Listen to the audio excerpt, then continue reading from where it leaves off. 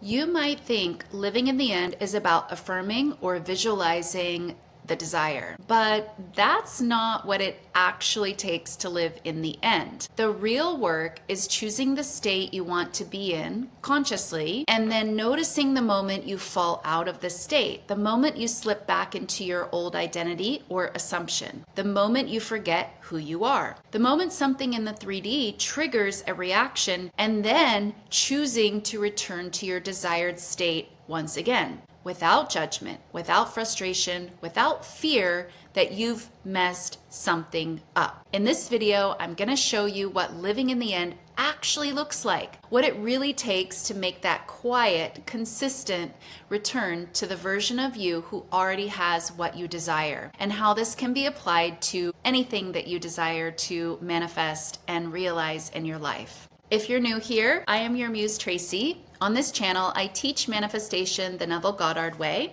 I help you peel back the false layers of programming that keep you stuck and reacting to the 3D so you can wake up each day with the clarity and the confidence that your reality is truly your creation and nothing else. People live in the end and think, I need to visualize, I need to imagine the desire fulfilled, I need to act as if, I need to make 2 cups of coffee. But living in the end isn't a single moment of imagination. And it's not just about playing pretend. And it's not just about what you're thinking. It's an assumption that you return to again and again and again. Living in the end is not about how vividly you visualized. It's not about how many affirmations you said. It's not about holding the state perfectly. Living in the end is a decision. This is what I now choose to be true.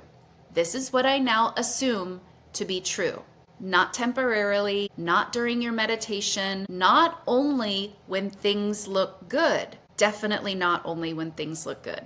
But as an underlying identity you return to, no matter what the 3D shows you or doesn't show you.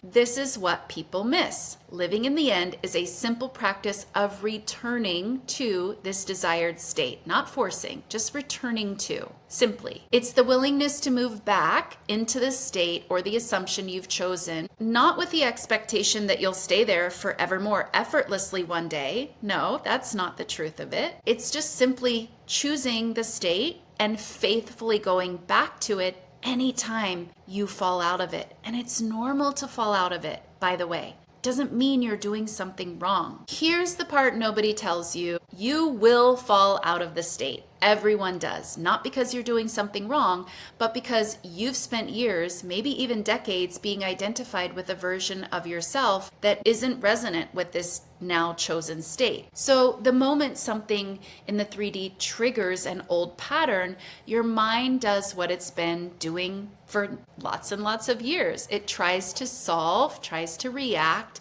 defend, protect, assess, or predict. None of that means that you're off track unless you get swept away by it. The pull out of the state is simply your past conditioning coming up to the surface, as it does. It's the part of you that still believes the 3D is what's real and holds power. It's the part that forgets the 3D is an echo. When you understand that, the pull stops feeling like failure and it becomes a signal. I'm drifting back into who I used to be, this old pattern that feels so normal. Let me return to my new preference now, the state that I now choose to be in. Not with force, not with panic, not with judgment, just with awareness. This is the heart of the practice, the return, the quiet, willing, conscious shift back into the version of you who already has the desire. Here's what the return looks like in real life. A thought pops up. What if it doesn't happen? Very normal to have that thought. You notice the fear and return to the version of you who isn't asking that question. You simply return to the version of you who already has it now. So if you already had it now, you wouldn't ask that question, would you? You get triggered by a message, a delay, a silence, a circumstance. You feel the old story wanting to rise and project its meaning onto this silence, onto this delay. And what do? You return to the self who is already chosen, already secure, already fulfilled. You can catch yourself seeking reassurance in 3D, and what do? You return to the inner knowing that 3D is a lag. There's a lag there. It's behind. It's an echo, not ahead. It's never ahead. And the knowing that if you return to the state simply and faithfully, the 3D must catch up to you. That's all that's going on here. The return is not dramatic. It's not emotional. It's not a battle. It's a shift. It's a simple shift in identity. You recognize a moment ago, I slipped into who I was. Now I am choosing who I am. That's the entire process. It's not complicated. And when you return often enough, the new state becomes your new baseline. Your nervous system recalibrates, your assumptions stabilize, and of course, your world begins to reflect the new identity automatically. Most people don't struggle because they can't visualize. They struggle because they react to every flicker in the 3D reality. They see something unwanted and then they jump back into fear. It's not working. What if I'm wrong? What if nothing changes? What if I'm just fooling myself? But the key is the more you react to the 3D, the more you reinforce the old patterns and the unwanted circumstances. Not because the 3D has power, but because your reaction reinforces it, gives it power. 3D is a delayed reflection or echo. It's evidence of past assumptions. That's it. It's old data. If you interpret it as truth, you lock yourself into that past. If you see it as an echo, you remain in your desired end, and you don't give the echo any more power. The difference between manifesting easily and manifesting painfully is whether you react to the echo or you return to your chosen state. It really is that simple. Something shifts when you've returned enough times. The state becomes natural. It stops feeling like something you're trying hard to maintain.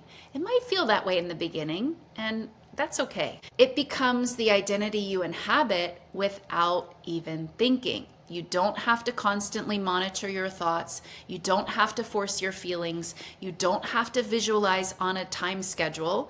You live as the version of you who already has the desire now, because it's now who you believe yourself to be. You've practiced coming back to it again and again and again. And now it's a normal thing for you to believe. This is what Neville meant when he said, think feelingly from the wish fulfilled. It's not work. It's not discipline. It's not effort. It becomes familiar. It becomes normal. Your new self becomes your default, and the old state will stop pulling you back. The moment the state stabilizes, the 3D has no choice but to also stabilize. Living in the end is about becoming the one who already has it, because you know 3D reality is going to follow and catch up. And once that identity settles, your world reorganizes itself around you with ease, with clarity, with inevitability. Not overnight in every case, although that is possible, but always faithfully, because reality doesn't create your state, or at least it shouldn't. That's the old way. Your state creates your reality. If you're ready to stabilize the version of yourself who already has the life you want,